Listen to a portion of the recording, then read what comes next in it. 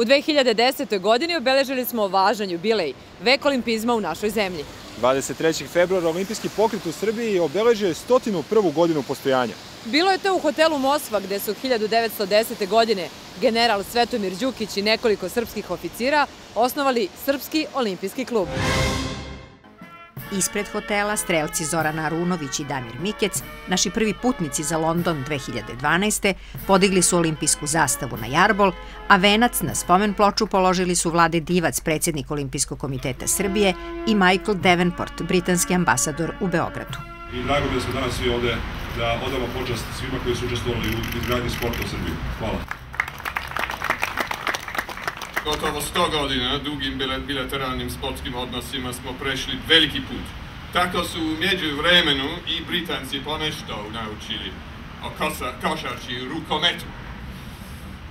Andy Murray i Jelena Janković su pobedili u mešovitom dublu na Wimbledonu, a Srbin Nemanja Vidić postaje kapiten Manchester Uniteda. Kada iduće godine u Londonu budemo obeležavali 100-godišnjicu učešća na olimpijskim igrama, možda će nas naši strelci Zorana i Damir obradovati i 100. olimpijskom medaljom, rekao je Vlade Divac i poželeo našim sportistima mnogo uspeha. Kakve su šanse da možda ti budeš 100. olimpijska medalja u Londonu? Znate šta, o šansama, ne znam baš koliko je realno govoriti o šansama, mada moram da priznam da sam razmišljala dosta o tome. I da mislim da uvek postoji mogućnost. Znate šta, na kraju krajeva uvek postoji mogućnost. Ja sam ponekad pomislim da sam rođena pod srećnom zvezdom. U nekim trenucima se stvarno tako i sve izdešavalo da kakve sam sreće, to će stvarno meni da se desi. Sve mi je važno, znači ne dopuštam sebi, iako imam olimpijsku kvotu, da se opustim. Maksimalno se spremim i za prvenstvo Beograda i sada za prvenstvo Srbije gde sam pobedio i za evropsko. Nema opuštanja i posle evropskog idemo na svetski kup u Sidnej, ali s obzirom da ovde nemam gde da treniram mali kalibar, ići ću tamo 10 dana ranije o trošku Olimpijskog komiteta Srbije, na to im zahvaljujem i tamo idem na pripreme 10 dana ranije, tako da se spremam, sada mi je najvažnije evropsko, imam još 10 dana do njega i maksimalno treniram i trudim se tamo da uradim koliko mogu maksimalno. Kao i ranijih godina, rođendan Olimpijskog komiteta Srbije proslavljen je uz rođendansku tortu i u prisustvu mnogobrojnih gostiju. Od Stokholma 1912. pa do Pekinga 2008. naši sportisti osvojili su 98 medalja na olimpijskim igrama. Cilj je da se u Londonu stigne do 100. odličija, iako je moguće premaši ta magična brojka. Jedan od onih koji sanja odlazak u London i osvajanje medalje na 30-letnjim olimpijskim igrama je Vanja Babić, reprezentativac Srbije u tekvondou. Tekvondo je borilačka veština koja potiče iz Koreje, ali u drugoj polovini 20. veka stekla ogromnu popularnost i u svetu. U Južnoj Koreji ima ne samo sportski značaj, već i određenu ulogu u razvoju i vaspitanju omladine. Na olimpijskim igrama u Seulu 1988. tekvondo je predstavljen kao egzibicija, a 12 godina kasnije u Sidneju postao je zvanični olimpijski sport. Možda će već u Londonu i Srbija imati predstavnika na olimpijskom borilištu. Vanja Babić osvojio je bronzu na svetskom prvenstvu 2009. u Kopenhagenu i bio je svetski studentski šampion u Beogradu 2008. Olimpijske igre njegov su krajnji cilj. Mislim da ne postoji lepši osjećaj od toga kad se uzme medalja, taj kad se stoji na podijumu. To je najlepši osjećaj svih sportista, ja mislim. Vanja je rođen 1981. Živi i radi u Stuttgartu. Od 5. godine bavi se ovim sportom. Počeo sam takmičenje za Nemačku, borili smo se za Nemačku. Do jednog trenutka smo odlučili, moj trener, moj otac i ja, da treba da se borim za Srbiju, pošto sam veliki patriota i želim da se borim za svoj narod i da čujem svoju himnu kad pobedim. Tako da mi je pao ogroman teret s leđa kad sam uzeo tu medalju u Beogradu, još u Beogradu pred svojom publikom, uzeo zlatnu medalju koja je prvi put u istoriji osvojena. Znači, osjećaj da samo možda olimpijska medalja bi bila možda malo lepša. Pokušat će da obezbedi vizu za olimpijske igre na svetskim kvalifikacijama u Azerbejdžanu u julu ove godine. Druga šansa biće evropske kvalifikacije u januaru 2012. On ima cilj koji je dostižan jer je dobre uslove za rad obezbedio Olimpijski komitet Srbije. Pošto živim u Nemačkoj, znam šta Nemci dobijaju, kakva je podrška Nemcima. Smešno je šta Nemci dobijaju naspram nas. Olimpijski komitet da smo maksimalno podržava. Mogu da se spremim vrhunski za kvalifikacije i ako Bog da za olimpijske igre. Znači, samo reći pohvale. Oduševljen sam, nisam očekivao nikada da će biti tako. Kad smo se odlučivali da li ćemo se boriti za Srbiju ili za Nemačku, bila nam je ta strana da će nam biti finansijska podrška jako mala u Srbiji, a u Nemačkoj dosta veća, međutim, totalno nisu bili u pravu. U Srbiji je ogromna finansijska podrška što se tiče sportista, u sport se ulaže, pogotovo Olimpijski komitet svoje odradio za pripreme, imamo veliki budžet i prezadovoljan sam što toga tiče.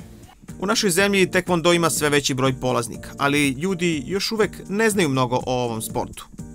Tekvondo je sport gde kao prvo pojedinačni sport i kao drugo moraš biti fizički spreman, moraš biti dosta talentovan, moraš biti razgiban, moraš atraktivan za publiku kad se gleda. Vanja Babić, kao i svi borci, ima omiljene tehnike. U tekvondu ako pogodiš oklop na telo, ako pogodiš dobiješ 1 poen, ako pogodiš iz okreta telo su 2 poena, ako gađaš glavu 3 poena, iz okreta 4 poena. A ja tako težim više ka glavi, znači ja sam borac koji jako često idem puno na glavu, jako često gađam glavu iz svih pozicija, tako da bih ja rekao onako da sam ja više od onih boraca koji traže poene na glavi i ne na telu. Poslednjih godina naša zemlja u tekvondou postiže sve zapaženije rezultate i odlazak bar jednog takmičara na olimpijske igre bio bi izuzetan uspeh. Milane, Beograd je divan kada pada sneg. Jeste, Sanja, predivan zaista. Ali što se mene tiče, sneg mnogo više volim na planini. Sad ću malo da ga grudvam. A vi pogledajte kako je bilo na zimskom EOF-u u Liberecu, na kome su učestvovali i naši mladi sportnici. Mladi takmičari Srbije, učesnici 10. EOF-a, Zimskog olimpijskog festivala mladih Evrope, koji je sredinom februara održan u češkom Liberecu, vratili su se u Beograd. Njih 6 takmičilo se u konkurenciji 1500 sportista iz 44 evropske zemlje u alpskom skijanju, snowboardu, biatlonu i cross-countryju, a najuspešniji bio je Filip Grahovac, koji je u paralelnom veleslalomu zauzeo 14. mesto. Kakva je bila konkurencija? Pa veoma teško, ima takmičara iz raznih evropskih zemalja koji baš puno treniraju i veoma dugo provode na snegu i na kapijama, uopšte ne samo zimi, nego i leti na glečerima, tako da veoma su dobri. I što je još isto bitno, krupniji su mnogo od mene i masivni i snažniji. Pomoć Olimpijskog komiteta stvarno mnogo znači, jer to je ustanova koja trenutno ima sredstava da nas isfinansira, da imamo dovoljno treninga, da možemo da se približimo ostalim takmičarima koji stvarno mnogo treniraju. Maša Janković je u konkurenciji 90 takmičarki veleslalomsku trku završila na 50. poziciji. Imala sam malo zdravstvenih problema, ali sve u svemu može bolje. Iako je u nordijskom trčanju na 7,5 km Ajlan Rastić zauzeo tek 56. mesto, dobio je priznanje za najbolji lični rezultat. Veoma je bila jaka konkurencija pored Norvežana, Šveđana i Francuza, svetskih sila. Ja sam zauzeo 56. mesto za veoma mali zaostatak, od 2 minuta sam zaostao za prvim. Naš drugi alpinac, Andrija Vuković, je 39. u veleslalomu, dok slalomsku trku nije uspeo da završi. Moglo je bolje, ali slalom sam imao više šansi, ali možda mi je falilo malo sreće, inače sve je bilo okej. Paralel veleslalomu bio je odličan učinak, s obzirom na to koliko smo treninga do sada imali. Bila sam 20 od prijavljenih 42. U biatlonu je bila veoma jaka konkurencija, sve najspremnije i najjače takmičarke su došle, što se i očekivalo. Šta je tebi lično značilo ovo takmičenje? Pa ovo je jedno novo iskustvo i upoznala sam mnogo ljudi novih i različitih kultura i veoma je bilo zanimljivo i lepo. Iako su naši skijaši imali i većih uspeha na zimskom EOF-u ranijih godina, Branislav Jeftić, šef misije u Liberecu, kaže da je plasman u drugu trećinu liste na neki način ispunjen plan novog projekta Olimpijskog komiteta Srbije za razvoj zimskih sportova. Ipak, svestan je i nedostataka. Kada je u pitanju ovo takmičenje, ono predstavlja za nas u svakom slučaju izazov, ali nismo uspeli da ono što dobijemo onu olimpijsku vrednost da bude taj excellence, da svako pokaže svoj najbolji rezultat. Da što oni svi bili na nivou najboljeg rezultata na ovom takmičenju, mogli bismo reći da smo ispunili kompletno olimpijsku misiju ili nešto što smo htjeli da uradimo, ali ovog puta se to nije ostvarilo, malo se podbacilo odnosno na njihove rezultate i tako da je taj plasman u svakom slučaju loši nego koji realno mogu biti mnogo bolji. Pričamo o rukometu. Bio je to nekada ponos našeg sporta. Muška i ženska selekcija su na olimpijskim igrama osvojile 3 zlatne, po 1 srebrnu i bronzanu medalju. U Sidneju 2000. godine rukometaši su bili 4. ali potom nisu uspeli da se kvalifikuju za Atinu i Peking. Ni pred London situacija nije ni malo ružičasta. 10. mesto rukometaša na svetskom prvenstvu u Švedskoj i 13. mesto rukometašica na evropskom prvenstvu u Danskoj i Norveškoj samo su povod za razgovor sa Miletom Isakovićem, članom čuvene generacije šabačke metaloplastike. Kao igrač osvojio je svetsko i olimpijsko zlato, 2 kupa šampiona. Dugo je bio i u trenerskim vodama i dobro poznaje genezu rukometne krize u Srbiji. Što se tiče rukometa, mislim da su problemi mnogobrojni, počevši od organizacijonih, počevši od organizacije Saveza kao jedne institucije koja bi trebala vodi računa o svemu, preko stručnog rada, znači mislim prvo na trenere i na trenersku organizaciju, pa kasnije čak i do igrača i do osnovnih uslova koji su potrebni za obavljanje jedne delatnosti kao što je sport. Daću primjer šabačke metaloplastike koja ni dan danas nema prave uslove za rad, baš što se tiče sportske dvorane. I Nikčević! 7. gol Nikčevića. Pitanje je da li uopšte mi trenutno imamo srpsku školu, to je još jedan od problema i jedan od osnovnih problema za koje bi trebalo bude zadužena trenerska organizacija zajedno sa Rukometnim savezom Jugoslavije da oformi tu neku srpsku školu rukometa, kažemo otprilike šta bi to deca ili igrači od 10, 12, 14 godina trebali da znaju i koje elemente da znaju da savladavaju. Znači, to bi trebalo da bude tu, a mi nemamo tu srpsku školu, tako da se ti igrači formiraju u Mađarskoj, u Nemačkoj, u Španiji i kada dođu da igraju za reprezentaciju za tih 10-15 dana je vrlo teško sve to ukomponovati, naučiti ih i spremiti ih da razmišljaju na jedan način i to na onaj način kako želi trener. Rnić! A klubovi su posebna priča, oni se dovijaju, praktično prežive jer prošli smo kroz turbulentna vremena i trenutno klubovi, velika većina klubova čak i dan danas, samo gleda kako će završi sezonu, a da ne potone. Evo Ilića i evo konačno. Prva stvar koju bi trebalo uraditi kao oporavku ovog sporta je da priznamo da nam je rukomet pao na jako, jako niske grane, jer jedino tako ćemo moći da nađemo put ka izlazu iz ove krize, a ne da se zavaravamo tim da smo 4. ili 5. na rang listi Svetske rukometne federacije, što nikako ne može biti zadovoljstvo kad medalje ni od traga, ni glasa, ni na klupskom, ni na reprezentativnom nivou, što u muškoj, što u ženskoj konkurenciji. Vujin i pogodak Vujina. 2-2. I mislim da nijednog momenta nije rešenje promeniti jednog čoveka. Da li je to predsjednik Saveza, da li je to trener reprezentacije, da li je to predsjednik nekog kluba. Sa promenom jednog čoveka se ništa neće promeniti. Trebali bi svi mi da se promenimo, a to je onda pitanje da li smo spremni i koliko smo spremni da se menjamo.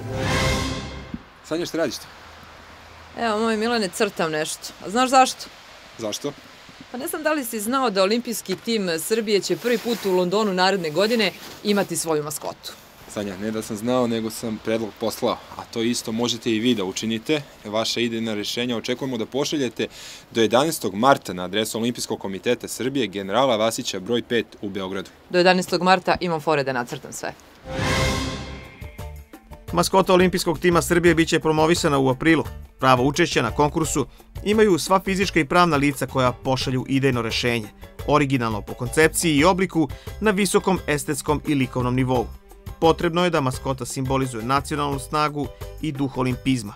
Isti autor može da konkuriše sa neograničenim brojem radova. Idejna rešenja šaljite na adresu Olimpijski komitet Srbije, generala Vasića broj 5, 11.000 Beograd. Sve informacije o konkursu nalaze se na sajtu www.oks.org.rs. U predolimpijskoj godini, zahvaljujući odličnoj saradnji Ministarstva omladine i sporta i Olimpijskog komiteta Srbije, prva budžetska sredstva za finansiranje programa priprema već su uplaćena na račun. Vlade Divac, predsjednik našeg olimpijskog komiteta, zahvalio je Snežani Samardžić-Marković i ministarstvu koje je prepoznalo kvalitet i finansijski podržalo realizaciju programa koji je usmeren ka vrhunskim sportistima. U prošloj emisiji smo najavili, u ovoj potvrđujemo, da su Olimpijski komitet Srbije i Vojno-medicinska akademija potpisali protokol o saradnji, čime će biti unapređena zdravstvena zaštita aktivnih, ali i zaslužnih sportista naše zemlje. Protokol su potpisali načelnik VMA general major Miodrag Jeftić i Vlade Divac.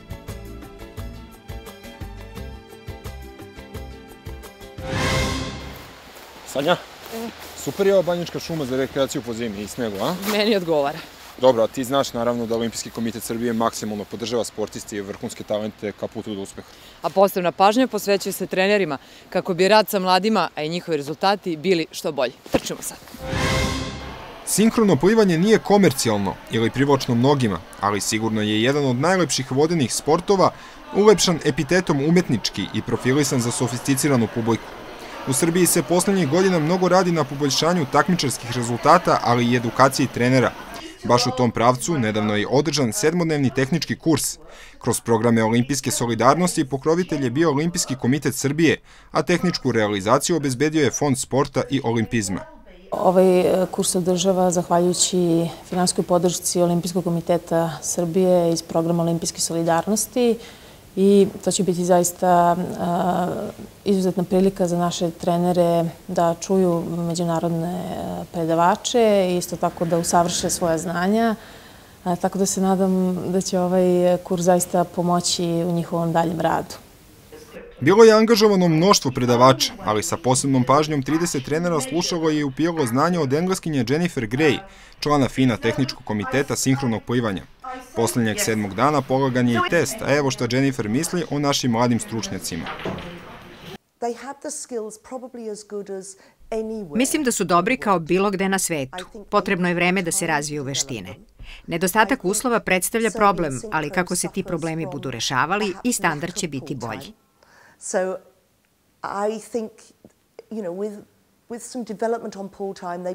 Tehničko znanje je tu. Za pravu stvar još je potrebno i samopouzdanje. Seminar će svakako doprineti poboljšanju sinhronog plivanja u Srbiji. Dodatno znanje biće korisno i za predstojeća takmičenja. Jedno je već na leto. Nadam se da ćemo uspeti i još mnogo više seminara sa još više stručnjaka iz inostranstva da dovedemo, jer nas čeka organizacija Evropskog prvenstva za juniore u sinhronom plivanju u Beogradu u julu mesecu i jako nam je bitno da postignemo za nas značajan rezultat ulazak u finalu. Prisustvo kursu bilo je i uslovno za trenere. Tako su dobili licencu za rad u ovoj godini od Saveza za sinhrono i umetničko plivanje Srbije. Nešto sam razmišljala, ne bi bilo loše da imam jednog lava u dvorištu. Zato sam i došla ovde u Verano da izaberem jednog Peugeota za sebe. Verano Motors je generalni uvoznik i distributer Peugeotovih vozila za Srbiju, Crnu Goru, Bosnu i Hercegovinu još od 1996. Takođe, Verano već godinama uspešno sarađuje sa Olimpijskim komitetom Srbije. Verano Motors je uvek imao osjećaje za društvene kretanje u našoj zemlji i uvek smo podržavali sportske aktivnosti. Posebno bih hteo da kažem da sa Olimpijskim komitetom imamo izuzetno dobru saradnju sa gospodinom Divcem i njegovim timom. Rekao bih također da je Verano Motors bio oficijalno vozilo i jeste oficijalno vozilo, pogotovo sada za 2012. godinu kao zvanični prevoznik. Tako da sa naše strane Verano Motors je uvek bio i ostao firma koja u potpunosti podržava sve sportske aktivnosti, a pogotovo imamo dobru saradnju sa Olimpijskim komitetom. Peugeot je zvanično vozilo Olimpijskog komiteta Srbije i našeg olimpijskog tima za igre u Vancouveru 2010. i u Londonu 2012. Dakle, već sada u 2011. godini smo spremni da ponudimo novitete kada je Peugeot u pitanju. Naš principal Peugeot nudi već sada za 2011. godinu automobil koji ćemo predstaviti na sajmu automobila, to je model 508.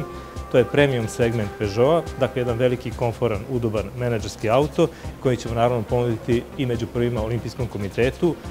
Sportisti Srbije na najlepši način promovišu našu zemlju i predstavljaju primer mladim generacijama ne samo u Srbiji, već i u svetu.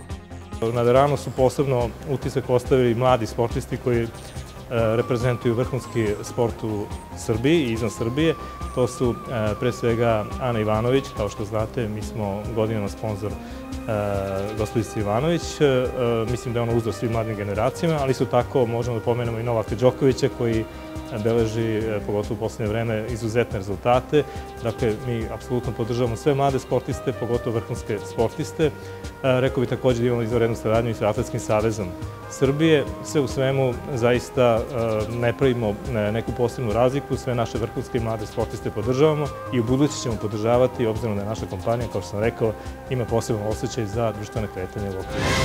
Pričamo o zimskim olimpijskim igrama. Održavaju se od 1924. godine. Tada je francuski Chamonix bio domaćin. Mnogo je šampiona koji su zadivili svet, a mi pričamo o jednom koji je bio uspešan i kao sportista i kao stručnjak. Na zimskim olimpijskim igrama 1980. u Lake Placidu jedan sportista je učinio da nemoguće postane moguće.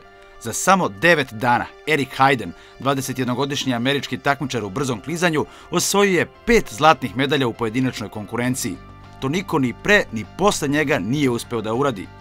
Eric, koji je prvo bio odličan hokejaš, učinio je da brzo klizanje posle igara u Lake Placidu postane sport o kojem će svi pričati u superlativu.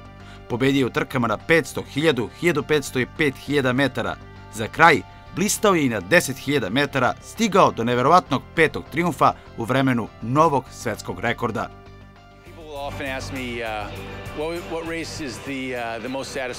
Ljudi me često pitaju koja mi je trka bila najbolja. Ja im kažem da je to ona na 10.000 metara. Morate se suočiti sa činjenicom da je to najduža trka u brzom klizanju. Oni koji su dobri u toj disciplini tehnički su odlični klizači i potpuno su posvećeni sportu. Oni ulažu veliki napor na treningu da bi bili što bolji u klizanju. Zato sam se uvek divio asovima na 10.000 metara i mislim da je jedna od mojih najboljih trka bila upravo ta na 10.000 metara. Fenomenalni klizač iz Madisona ima 7 zlatnih medalja sa šampionata planete. Postavio je 15 svetskih rekorda. Ipak, rezultat iz Lake Placida je nešto neverovatno. Ubrzo posle njega, Heiden se povukao. Znam da je veliko olakšanje, da je moja karijera sada gotova. Došlo je doba da radim neke druge stvari. Bilo je to zaista uzbudljivo vreme u Lake Placidu. Stresno. To je vreme koje nikad neću zaboraviti i na koje sam izuzetno ponosan. Postoje neki klizači koji mogu da se kvalifikuju za više disciplina, ali Erik je bio spreman da pobedi u svakoj i to je nešto nedostižno. Sada u vreme specijalizacije u sportu to je vrlo teško učiniti. Ne vidim da će iko to uraditi za... Ne znam, jednostavno mislim da se to neće dogoditi i zato je on poseban. Pored talenta za brzo klizanje, Erik je posjedovao veliki potencijal za medicinsko usavršavanje. Nasledio je svog oca Jacka, diplomirao je na Stanford univerzitetu, postao doktor specijalista za ortopedsku hirurgiju. Mnogi moji pacijenti ne znaju da sam bio sportista i to mogu da shvatim, jer oni danas dolaze kod mene zbog toga po čemu sam poznat. Doktor sam, nadam se jedan od najboljih kod kojeg mogu da dođu. Ali brzo klizanje se ne može zaboraviti i Heiden je kao član američkog tima na svim velikim takmičenjima. Savetuje, navija, pomaže.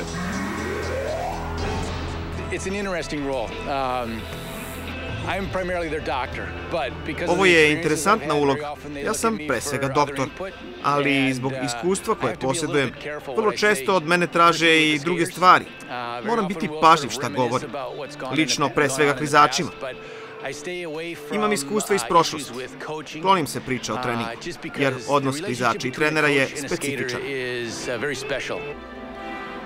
2002. godine bio je sa nama na olimpijskim igrama. Ja sam osvojio zlatnu medalju i sećam se, pre trke razgovarao sam sa Heidenom o strategiji. Uvijek mi je prenosio dragoceno znanje, iskustvo.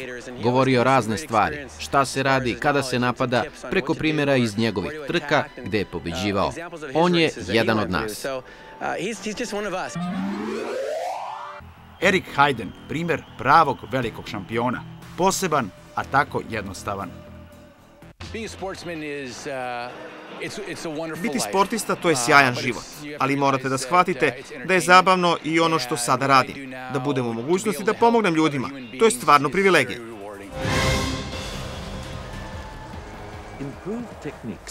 Sportisti, stručnjaci, ali i proizvođači sportske opreme stalno napreduju, što se vidi svake 4. godine i po rezultatima na olimpijskim igrama. Usavršavanje takmičara, pravilna ishrana, osmišljeni treninzi doveli su do toga da je nedavno na svetskom kupu u Norveškoj Johan Remen Evensen letao 246,5 metara, što je najduži skok svih vremena. Slično je i u disciplini bob. Moderne tehnologije koriste se u konstruisanju boba koji danas juri poput rakete, ali u prošlosti pravljen je od drveta i bilo je prilično rizično voziti se u takvom bobu.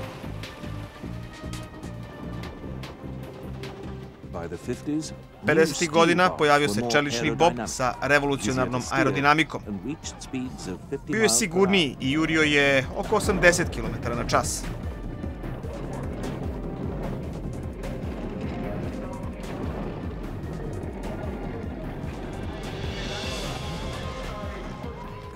Sa pojavom fiberglasa i novih materijala počele su da se dostižu brzine od 135 km na čas, a danas su i ti rezultati nadmašeni.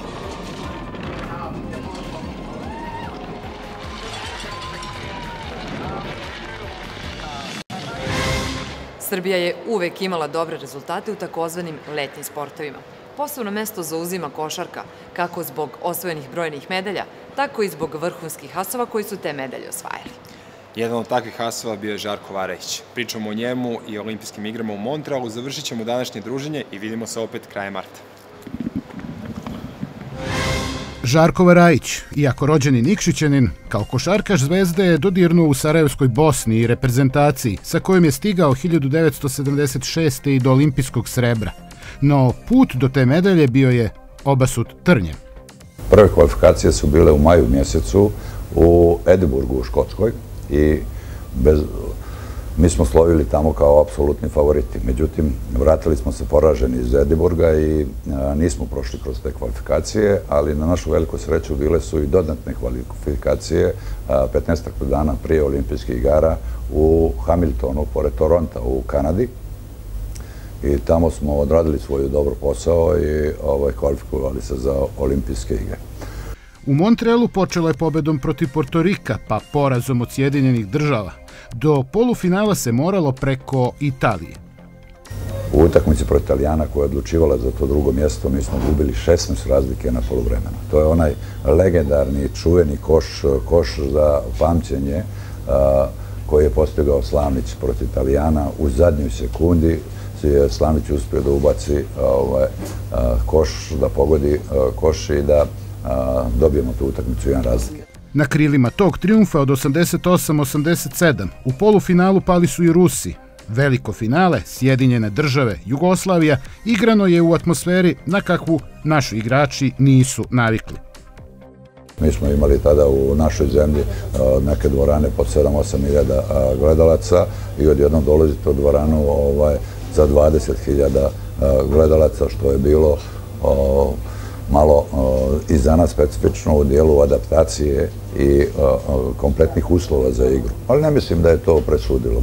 Amerikanci su imali fenomenalan tim i Varajić priznaje da je tih 95-74 za njih bila realnost.